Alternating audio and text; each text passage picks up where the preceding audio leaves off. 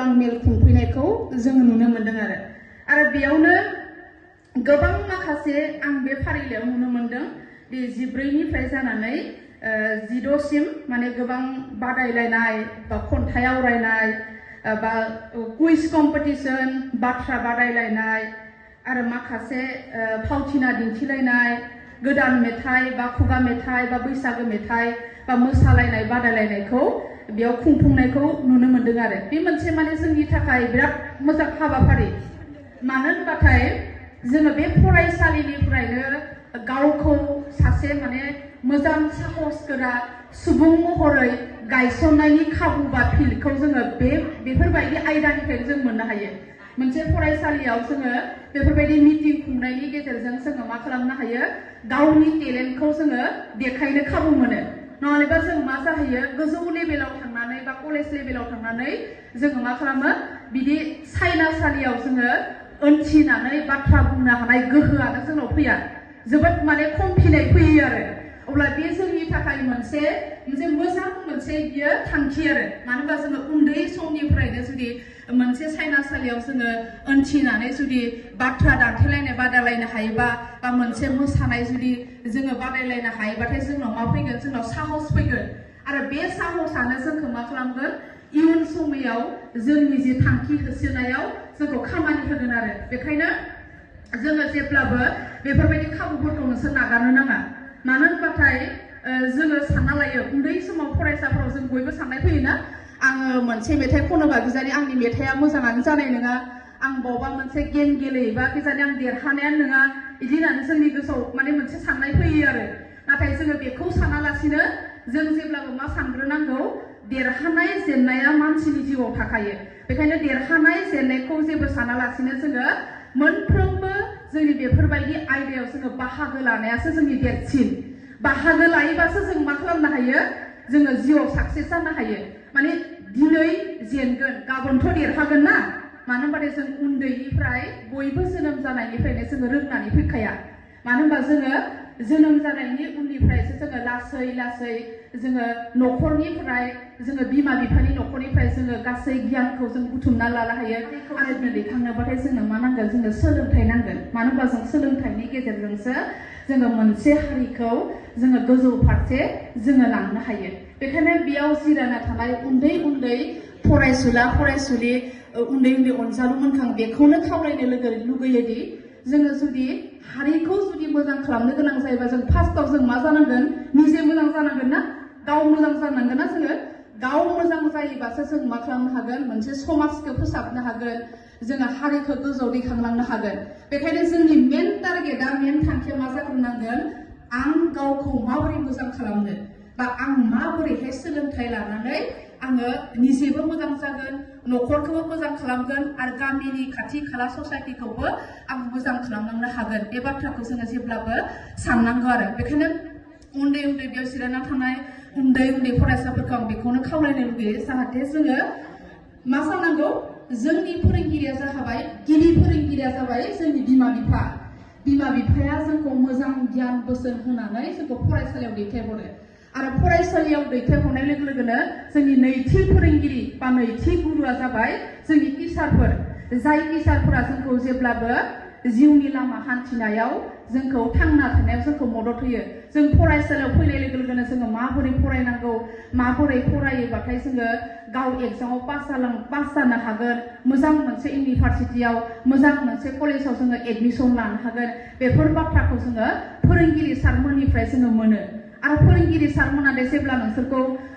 स्कुलाव क्लास खालामोबा फरायसालियाव क्लास खालामाबा मालाबा नोंखौसो रायोना नंगौना मालाबा जोङो रोङाबाथाय नोंसोरखौ मालाबा रायो मालाबा बुनोबो हागौ अब्लाबो नोंसोर मा खालामनो नाङा फोरोंगिरि बा सार मेडाममोननि सायाव नोंसोरो गाज्रि मालाबाबो सानना लानो नाङा मानो होनबा बेफोर जोंखौ मानि थाखाय रायो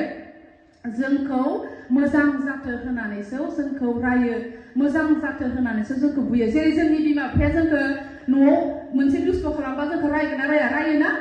आरो बुयोना जोंखौ दुस्थ' खालामबाथाय अब्लाबो मा खालामो अनफिनो ना मानो होनबाथाय जाय नोंखौ मोजां जाजानो लुगैयो बे मानसियासो नोंखौ रायो आरो नोंखौ बुगोन आरो जाय नोंखौ मोजां जाजानो लुगैया बे मानसिया नोंखौ जेबो होना हे बे गथ'आ मा जायो जाथों जोंहालाय मा होनानै थागोन बेखायनो नोंसोर जेब्लाबो साननो नाङा दे टिचारफोरा मेडाम मोना जोंखौ रायोबा होमवर्क खालामनो फैयोबा खालामना लाबोयाव जोंखौ रायोबा जोंखौ बुङोबाथाय जोंखौ अना बा जोंखौ मोजां मोना होननानै नोंसोर मालाबाबो साननो नाङा बे फोरोंगिरिफोरनि नोंसोरनि रायनाय नोंसोरनि बे बुंनाय बे साजेसन होनायखौ जों जुदि गोसोआव लानानै जोङो जिउनि थांखिखौ जुदि आगबारिलांनो जों नाजायोबा अब्ला निश्चय जों मा खालामनो हागोन गावनि थांखियाव जोङो जौगानो हागोन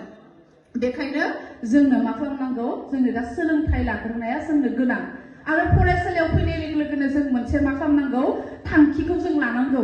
जोङो माबोरैहाय फरायगोन जोङो दा नोंसोर मेट्रिक आनजाद फैगासिनो दंना दा मेट्रिक आनजादाव मोजां उथ्रिसार जानो थाखाय मोजां रिजाल्ट खालामनो थाखाय जों बेसेबां घन्टा फरायनांगोन बेसेबां जोङो रुटिन बानायना लानानै नोंसोर मा खालामनांगौ उन्दै उन्दै फरायसाफोरा फरायनांगौ आङो फुङाव बेसेबां घन्टा फरायगोन मोनाबिलियाव बेसेबां घन्टा फरायगोन बा फरायसालिनिफ्राय थांनानै आङो बेलासि समयाव दसे रेस्ट लानानै आं माबायदि फरायनांगोन बेखौ नोंसोर मा खालामनांगोन नोंसोर बेखौ साननानै नोंसोर लानांगोन मानो होनबाथाय दिनैनि जुगाव सोलोंथाइ गैयाबा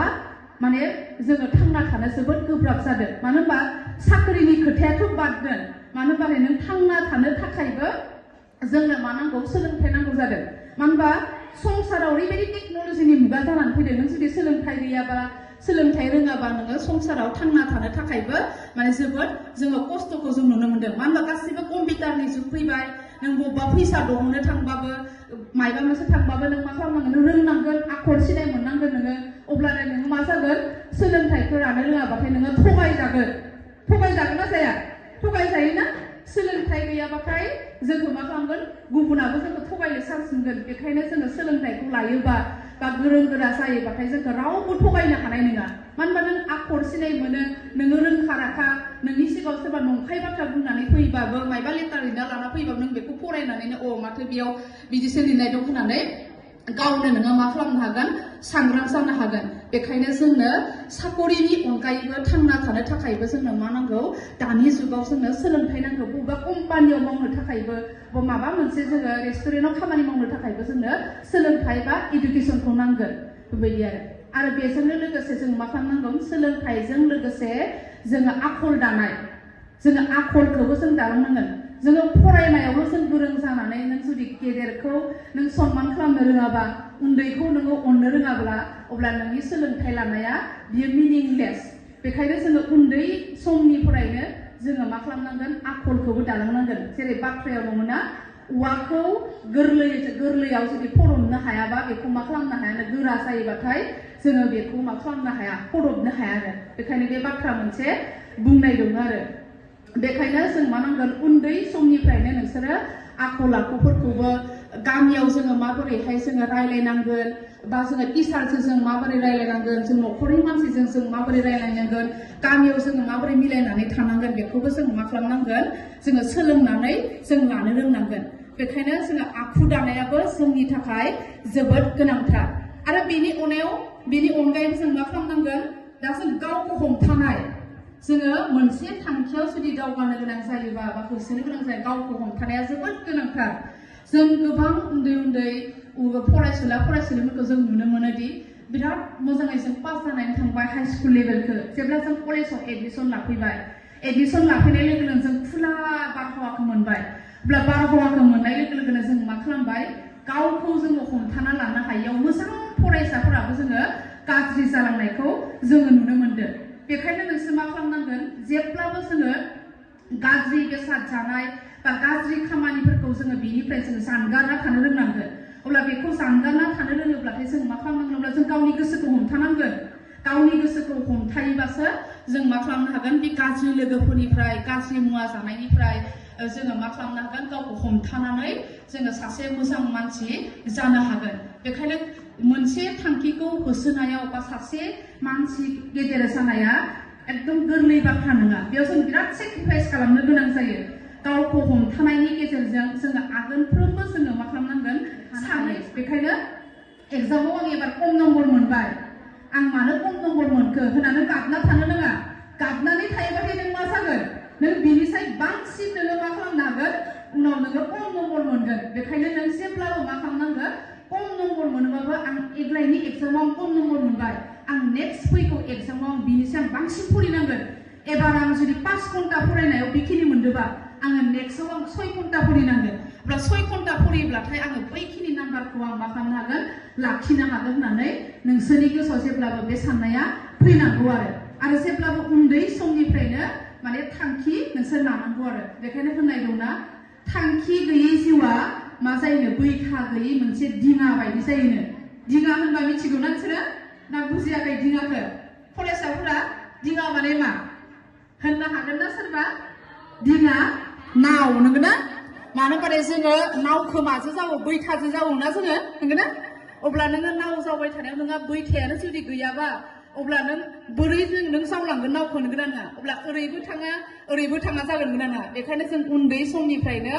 आङो मा जागोन आं सासे लेक्सारार जागोन सोरबा डक्टर जागोन सोरबा इन्जिनियार जागोन बेखौ जोङो मा खालामनांगोन थांखिखौ जों लानो रोंनांगोन थांखिखौ बासिना लानो रोंनांगोन आरो बे थांखिखौ बासिनानै लायोबासो जों मा खालामनो हागोन बेजों लोगोसे उन जोङो मा खालामनांगोन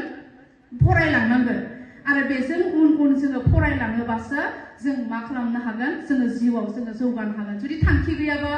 आङो फरायनानै मा जागोन आं मेट्रिकखौ पास खालामनानै आङो बबे लाइनखि फरायगोन बबेखि मागोन होननानै जों जुदि जायोबा जोङो मा खालामनो जागोन उल्थां फाल्थां जागोन आरो बेखायनो मा खालामनो नांगौ जोंनो मोनसे थांखि नांगौ जिउआव जुदि जोङो दावगानो जुदि जोङो जोंनि थांखिखौ जों जुदि देरहानो हायोबा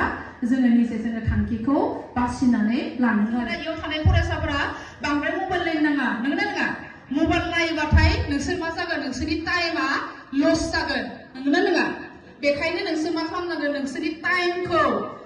नोंसोर मेनेज खालामनो रोंनांगोन जेब्लाबो नोंसोर टाइमजों लोगोसे नोंसोर खारफानो रोंनांगोन आरो बेजों लोगोसे